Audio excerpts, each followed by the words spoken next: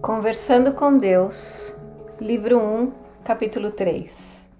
Bem, eu tenho centenas de perguntas, milhares, milhões, e o problema é que às vezes não sei por onde começar.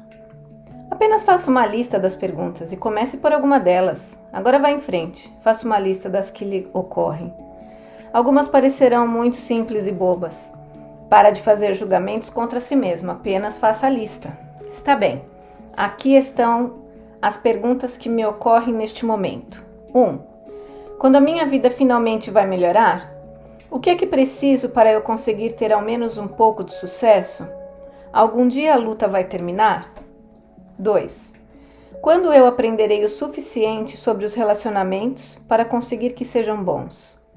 Há algum modo de ser feliz nos relacionamentos? Eles têm de ser sempre difíceis? 3. Por que eu nunca consigo ganhar dinheiro suficiente? Estou destinado a viver sempre com dificuldades financeiras?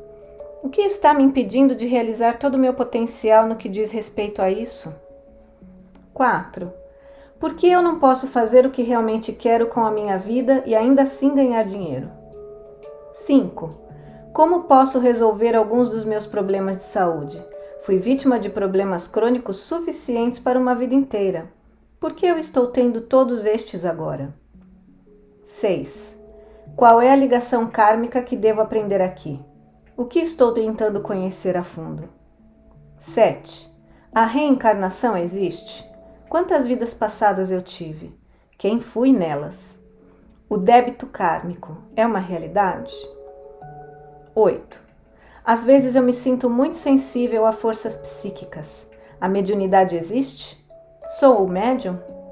As pessoas que afirmam ser médiums estão fazendo um pacto com o demônio? 9. É certo receber dinheiro para praticar o bem? Se eu escolher realizar um trabalho de cura no mundo, o trabalho de Deus, posso realizá-lo e também ficar em boa situação financeira? Ou as duas dádivas são incompatíveis? 10. O sexo é permitido? Qual é a verdadeira história por trás dessa experiência humana? O sexo é apenas para a procriação, como dizem algumas religiões? A santidade e a iluminação são conseguidas através da negação ou transmutação da energia sexual? É certo ter sexo sem amor?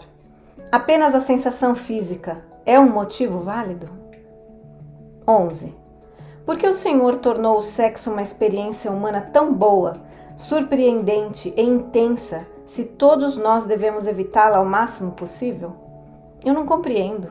E por que todas as coisas são boas, elas se tornam imorais, ilegais ou engordam? 12. Há vida em outros planetas? Temos sido visitados por esses seres? Estamos sendo observados agora? Enquanto vivermos, teremos provas definitivas e incontestáveis da vida extraterrestre? Cada forma de vida tem o seu próprio Deus? O Senhor é o Deus de tudo? 13. A utopia algum dia será possível no planeta Terra?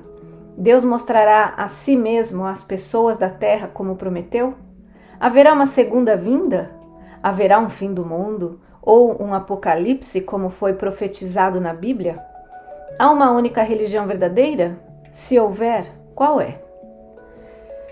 Essas são apenas algumas das minhas perguntas. Como já disse, tenho muitas mais. Algumas me deixam sem jeito porque parecem muito bobas. Mas, por favor, responda-as, uma de cada vez. E vamos conversar sobre elas. Está bem, vamos fazer isso agora. Não se desculpe por essas perguntas. Elas são feitas por homens e mulheres há séculos. Se fossem tão bobas, não seriam feitas por todas as gerações. Então, vamos à primeira pergunta. Eu coloquei em vigor leis no universo que tornam possível você ter, criar exatamente o que escolher. Essas leis não podem ser infringidas e tampouco ignoradas. Você as está seguindo neste momento, mesmo enquanto lê isto. Não pode deixar de segui-las porque é assim que as coisas funcionam. Não pode desviar-se ou operar fora delas. Em todos os minutos de sua vida, você tem operado dentro delas, e tudo que já experimentou foi criado por você. Você tem uma parceria com Deus. Nós fizemos uma aliança eterna. Eu lhe prometi dar-lhe sempre o que você pedir. Sua promessa é pedir, entender o processo de pedir e ser atendido. Eu já lhe expliquei esse processo uma vez e o farei de novo, para que possa entendê-lo claramente. Você é um ser triplo, é formado por corpo, mente e espírito. Também poderia chamá-los de físico, não físico e metafísico. Isso é a Santíssima Trindade e tem sido chamado por muitos nomes. O que você é, eu sou. Eu me manifesto como 3 em 1. Alguns de seus teólogos têm chamado isso de Pai, Filho e Espírito Santo. Seus psiquiatras reconheceram esse triunvirato e o chamaram de consciente, subconsciente e superconsciente. Pode voltar atrás na página 46. Seus filósofos o chamaram de id, ego e superego. A ciência chama essa energia de matéria e antimatéria. Os poetas falam em mente, coração e alma. Os pensadores da nova era se referem a corpo, mente e espírito. Seu tempo é dividido em passado, presente e futuro. Isso não poderia ser o mesmo que subconsciente, consciente e superconsciente? O espaço é igualmente dividido em 3, aqui, lá e o espaço no meio. O difícil é definir e descrever esse espaço no meio. No momento em que você começa a defini-lo ou descrevê-lo, esse espaço passa a ser aqui ou lá. Contudo, sabemos da existência do espaço no meio. É o que mantém o aqui e o lá no lugar. Como o eterno, agora mantém o antes e o depois no lugar. Estes 3 aspectos seus, na verdade, são 3 energias. Você poderia chamá-las de pensamento, palavra e ação. Todos os 3 juntos produzem um resultado, que em sua língua e interpretação é chamado de um sentimento ou uma experiência. Sua alma, subconsciente, id, espírito, passado, etc., é a soma total de todos os sentimentos que você já teve ou criou. Sua consciência de alguns deles é chamada de memória. Quando você tem uma memória, é dito que se lembra. Isso é, torna a reunir as partes. Quando você reunir todas as suas partes, terá se lembrado de quem realmente é. O processo de criação começa com o pensamento. Uma ideia, um conceito, uma visualização. Tudo que você vê foi um dia a ideia de alguém. Não existe coisa alguma em seu mundo que não tenha primeiro existido como puro pensamento. Isso também é verdadeiro no que diz respeito ao universo. O pensamento é o primeiro passo da criação. Depois vem a palavra. Tudo que você diz é um pensamento que foi manifestado. É criativo e espalha a energia criativa no universo. As palavras são mais dinâmicas. Alguns poderiam dizer mais criativas do que o pensamento, porque são um nível de vibração diferente do pensamento. Atingem, mudam e afetam o universo com um maior impacto. As palavras são o segundo passo da criação. O terceiro é a ação. Ações são palavras em movimento. Palavras são pensamentos manifestados. Pensamentos são ideias formadas. Ideias são energias reunidas. Energias são forças liberadas. Forças são elementos existentes. Elementos são partículas de Deus, a essência de tudo. O começo é Deus. O fim é a ação. Ação é Deus criando ou Deus experimentando. Seu pensamento em relação a si mesmo é que não é suficientemente bom, admirável ou puro para ser uma parte de Deus, ter uma parceria com Ele. Você negou durante tanto tempo quem é que acabou se esquecendo. Isso não ocorreu por acaso. Tudo é parte do plano divino, porque você não poderia afirmar, criar e experimentar quem é se já o fosse. Primeiro era preciso renunciar à sua ligação comigo, negá-la, esquecê-la, para experimentá-la plenamente, criando-a inteiramente, fazendo-a surgir, porque o seu maior desejo, e o meu, era que você experimentasse a si mesmo como a parte de mim que é. Portanto, está passando pelo processo de experimentar-se, criando-se em todos os momentos, como eu estou, através de você. Está percebendo qual é a parceria? Entende as suas implicações? Essa é uma colaboração sagrada, de fato, uma comunhão sagrada. Sua vida vai melhorar quando você escolher que seja assim. Ainda não escolheu isso. Procrastinou e protestou. Agora é hora de reconhecer e produzir o que lhe foi prometido. Para isso, deve acreditar na promessa e viver de acordo com ela, viver de acordo com a promessa de Deus. A promessa que Deus é que você é seu filho, seu produto, sua imagem, seu igual. Aqui é que você fica confuso. Pode aceitar seu filho, produto, imagem, mas não seu igual. Isso é bom demais, muita pretensão, muita responsabilidade. Porque se é igual a Deus, isso significa que nada pode ser feito para você e que todas as situações são criadas por você. Não há mais vítimas e nem vilões. Só podem haver resultados de seu pensamento em relação a alguma coisa. Eu lhe digo que tudo que você vê em seu mundo é o resultado de sua ideia em relação a você. Você quer que a sua vida realmente melhore? Então mude a sua ideia em relação a ela e a você. Pense, fale e haja como o Deus que você é. É claro que isso o afastará de muitos, da maioria dos outros homens. Eles dirão que você é louco e blasfema. Eventualmente ficarão fartos de você e tentarão crucificá-lo. Eles farão isso não porque acham que você está vivendo em um mundo de suas próprias ilusões. Alguns homens são suficientemente indulgentes para permitir-lhes ter os seus entretenimentos particulares, mas porque cedo ou tarde, outros se sentirão atraídos por sua verdade, pelas promessas que representa para eles. É nesse momento que os seus semelhantes interferirão, porque é nesse instante que você começará a tornar-se uma ameaça para eles. Porque a sua verdade simples, sustentada simplesmente, oferecerá mais beleza, paz, alegria, amor por si próprio e pelo próximo do que tudo que os seus semelhantes poderiam imaginar.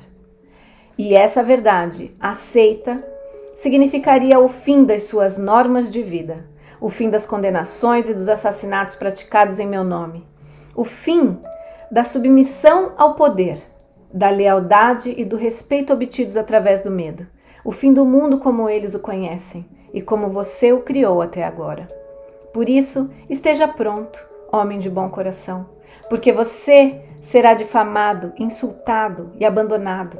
Finalmente eles o acusarão, julgarão e condenarão, seguindo as suas próprias normas, quando você aceitar e defender a sua causa sagrada, a realização do eu. Então, por que fazer isso? Porque você não está mais preocupado com a aceitação ou aprovação do mundo. Não está mais satisfeito com o que isso proporcionou a si próprio ou às outras pessoas. Quer pôr fim ao sofrimento e à ilusão. Não deseja mais este mundo como é atualmente. Procura um novo mundo. Não o procure mais. Faça-o surgir agora. O Senhor pode me ajudar a compreender melhor como fazer isso? Sim! Primeiro se concentre em seu pensamento mais elevado em relação a si mesmo. Imagine quem seria se vivesse de acordo com esse pensamento todos os dias. O que pensaria, faria e diria e como reagiria ao que as outras pessoas fariam e diriam. Você vê alguma diferença entre essa projeção e o que pensa, faz e diz atualmente? Sim, vejo muita diferença. Ótimo.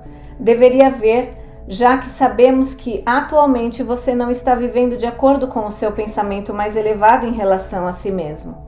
Agora, tendo visto as diferenças entre onde você está e onde deseja estar, comece a mudar, conscientemente, seus pensamentos, suas palavras e suas ações para corresponder à sua imagem mais grandiosa.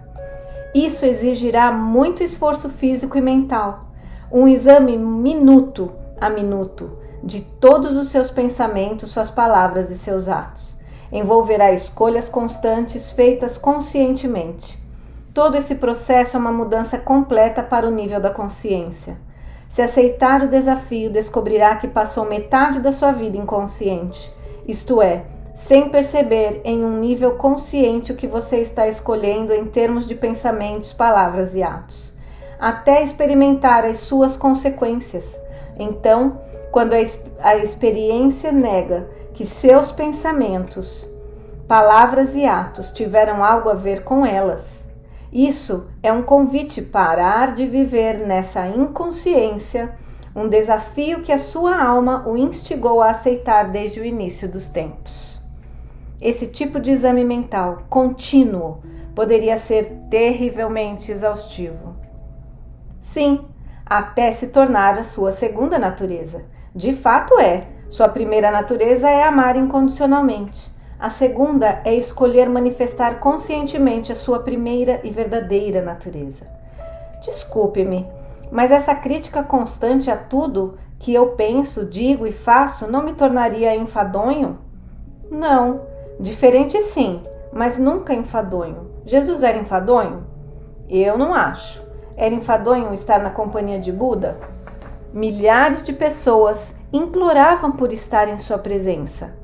Ninguém que adquire um profundo conhecimento é enfadonho. Talvez seja uma pessoa incomum ou extraordinária, mas nunca é enfadonha. Então, você quer que a sua vida melhore? Comece imediatamente a imaginá-la do modo que quer que seja e assimile essa ideia. Examine todos os pensamentos, palavras e atos que não condizem com ela e rejeite-os. Quando você tiver um pensamento que não condiz com a sua visão mais elevada, troque-o imediatamente por outro. Quando fizer algo que não corresponde à sua melhor intenção, decida que é a última vez que o faz. E, se puder, retifique o seu erro com quem quer que tenha sido envolvido.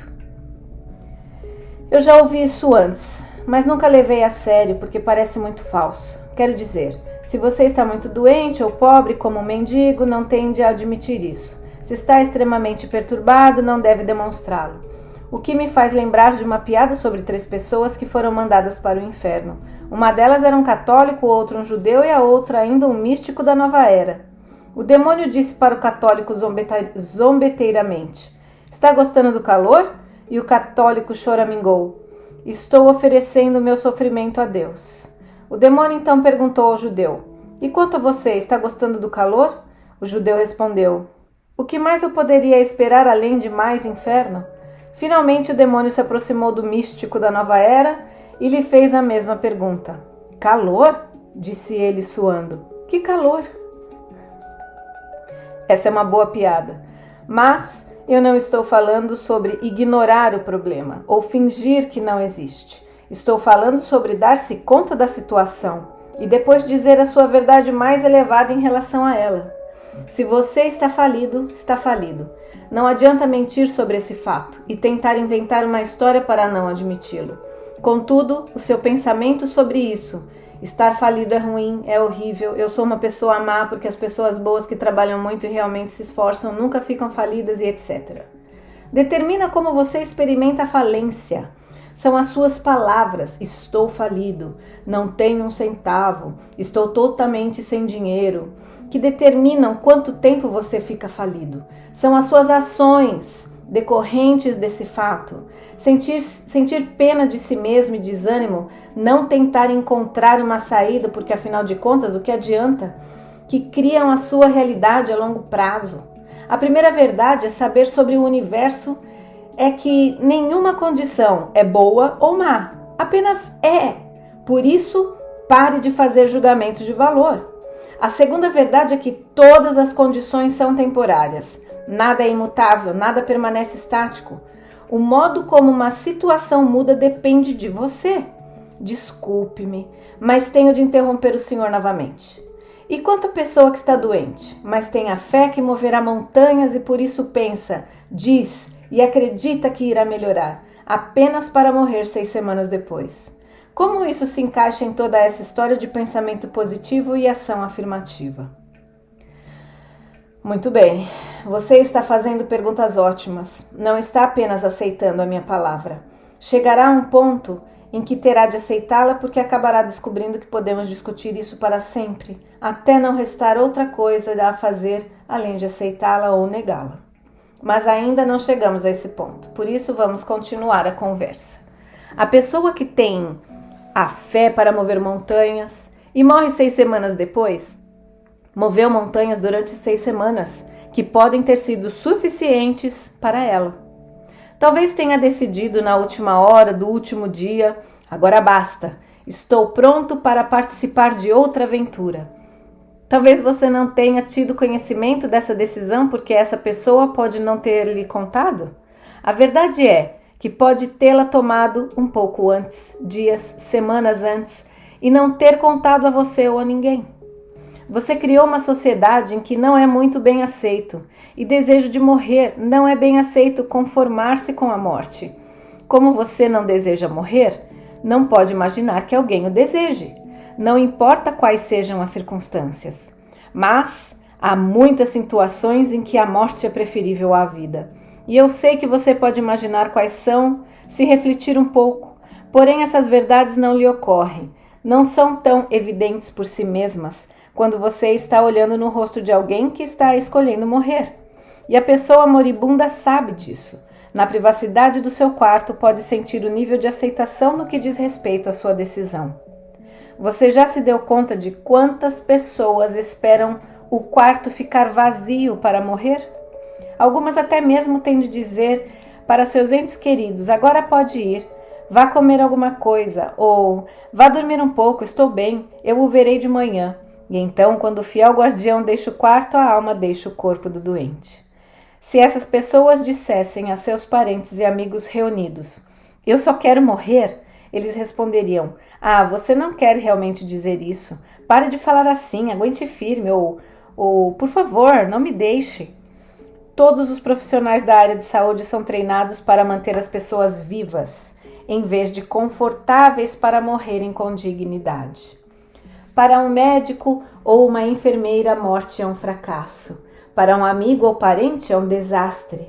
Apenas para a alma, é um alívio, uma libertação. Sua maior dádiva para os moribundos é deixá-los morrer em paz, não achar que eles devem aguentar firme, continuar a sofrer ou preocupar-se com você nessa passagem tão crucial em suas vidas.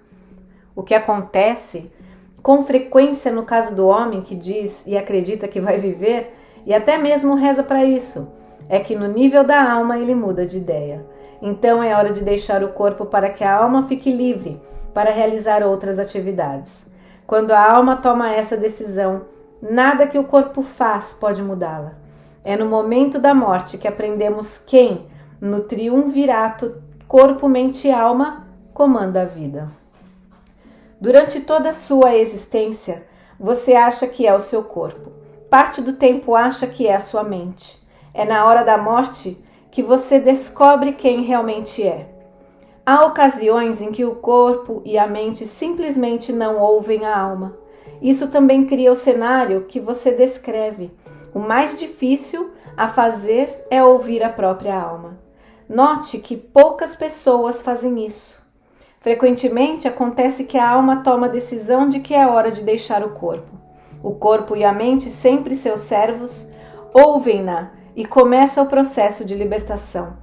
Contudo, a mente, o ego, não deseja aceitá-la. Afinal de contas, esse é o fim de sua existência. Então, instrui o corpo para resistir à morte. O que o corpo faz com prazer, porque não deseja morrer. O corpo e a mente, o ego, recebem muito incentivo, muitos elogios do mundo exterior, o mundo de sua criação, pelo fato de resistir. Assim, a estratégia é legitimada. Nesse ponto, tudo depende do quanto a alma deseja partir. Se não houver grande urgência aqui, a alma poderá dizer: está bem, você venceu, ficarei durante mais algum tempo. Mas se estiver muito claro para a alma que ficar não servirá aos seus objetivos mais elevados, que não há mais como evoluir através do corpo, ela o deixará e nada irá impedi-la ou deverá tentar impedi-la. Está muito claro para a alma que o seu único objetivo é evolução. Não está preocupada com os feitos do corpo ou o desenvolvimento da mente. Nada disso faz sentido para ela. Também está claro para a alma que deixar o corpo não é uma grande tragédia. De muitos modos, a tragédia é permanecer nele. Então, você tem de compreender que a alma vê a morte de uma maneira diferente. É claro que também vê a vida de uma maneira diferente. E esta é a fonte de grande parte da frustração e ansiedade que as pessoas sentem na vida. A frustração e a ansiedade surgem quando elas não ouvem as suas almas. Como posso ouvir melhor a minha alma? Se a alma é realmente o chefe, como posso ter certeza de que receberei os memorandos do seu escritório? A primeira coisa que você poderia fazer é entender claramente o que a alma está buscando e parar de julgá-la. Eu julgo a minha própria alma? Constantemente. Eu acabei de lhe mostrar como você julga a si mesmo por querer morrer e também por querer viver. Realmente viver. Julga a si mesmo por querer rir, chorar, ganhar, perder e especialmente experimentar felicidade e amor. Eu faço isso? Você tirou de algum lugar a ideia de que se negar a felicidade e não celebrar a vida é devoção a Deus. Diz a si mesmo que a negação é uma virtude. Está dizendo que isso é mal? Não, não é bom nem mal. É simplesmente negação. Se você se sente bem depois de negar a si mesmo, então em seu mundo isso é bom. Se você se sente mal, então é mal. Na maioria das vezes, você não consegue chegar a uma conclusão. Nega-se alguma coisa porque diz a si mesmo que deve negá-la. Então diz que foi bom tê-la negado, mas não sabe por que não se sente bem. Por este motivo, a primeira atitude é parar de julgar a si mesmo. Descubra qual é o desejo de sua alma e realize-o. Faça o que a sua alma quer. O que a alma busca é o sentimento mais nobre de amor que você possa imaginar.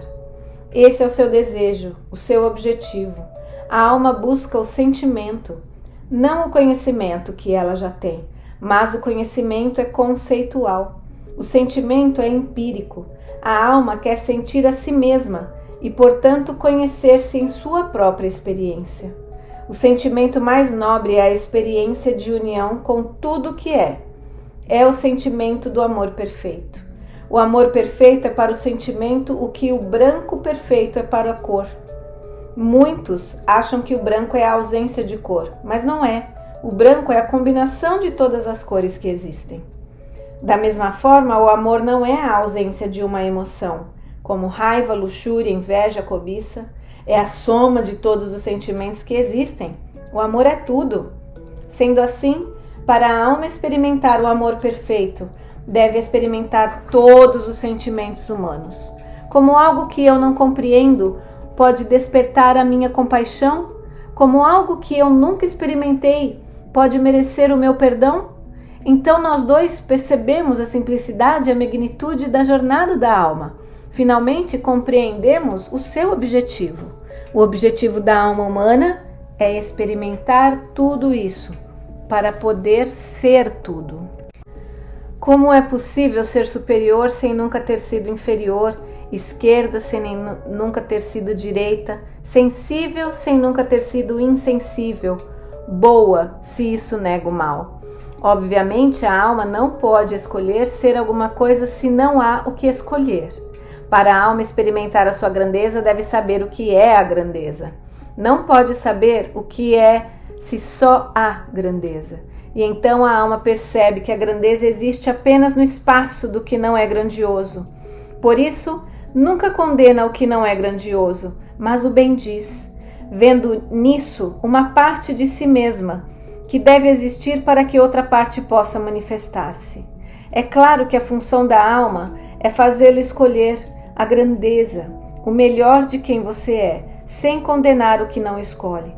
Essa é uma tarefa difícil que se prolonga por muitas vidas, porque você tende a julgar, a considerar uma atitude certa ou errada ou insuficiente, em vez de bendizer o que não escolhe. Você faz pior do que condenar, tenta destruir o que não escolhe. Se há uma pessoa ou uma situação com que não concorda, você a critica. Se há uma religião que vai contra a sua, considera-a errada. Se há um pensamento que contradiz o seu, ridiculariza-o. Se há uma ideia diferente da sua, rejeita-a. Você comete um erro, porque cria apenas metade de um universo e não consegue, ao menos, entender a sua metade quando rejeita imediatamente a outra. Tudo isso é muito profundo e eu lhe agradeço por me dizer essas verdades que alguém jamais me disse antes, pelo menos não com tanta simplicidade. E eu estou tentando compreender. Realmente estou, mas às vezes isso é difícil. Por exemplo, o Senhor parece estar dizendo que deveríamos amar o errado para podermos conhecer o certo. Quer dizer que devemos, por assim dizer, aceitar o demônio? De que outra forma você poderia purificá-lo? É claro que um demônio de verdade não existe, mas eu lhe respondo na linguagem que você escolheu. A purificação é um processo de aceitar tudo e depois escolher o melhor. Você compreende isso? Não pode escolher ser Deus se não há outra opção para escolher. Espere, o Senhor disse algo sobre escolher ser Deus? O sentimento mais nobre é o amor perfeito, não é? Sim, eu diria que sim. E você conhece uma definição melhor que Deus? Não. Bem, sua alma busca o sentimento mais nobre. Tenta experimentar ser o amor perfeito. Ela é o amor perfeito e sabe disso. No entanto, deseja mais do que quer saber. Deseja sê-lo em sua experiência. É claro que você está tentando ser Deus. Acha que estava destinado a ser menos? Eu não sei. Não tenho certeza. Acho que nunca pensei dessa forma. Isso parece ser uma blasfêmia. O curioso é que você não considera uma blasfêmia tentar ser como o demônio. Espere um minuto. Quem está tentando ser como o demônio? Você está. Todos vocês estão. Até mesmo criaram religiões que lhes dizem que nasceram com pecado, que são pecadores desde o nascimento, para convencê-los de sua própria perversidade.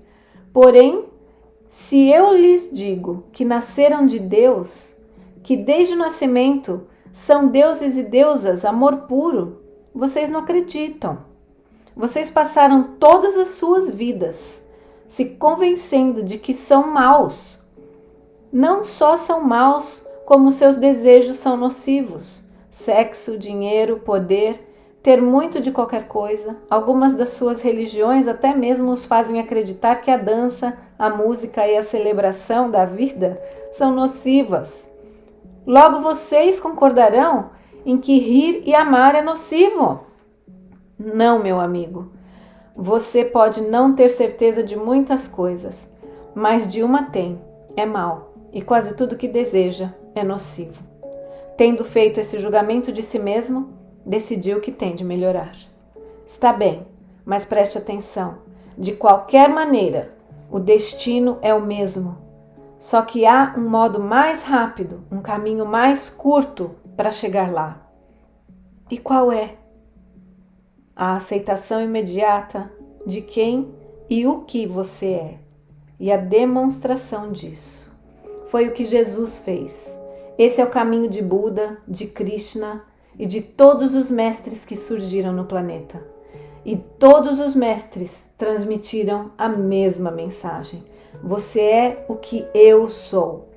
Pode fazer o que eu faço e muito mais. Mas você não ouviu.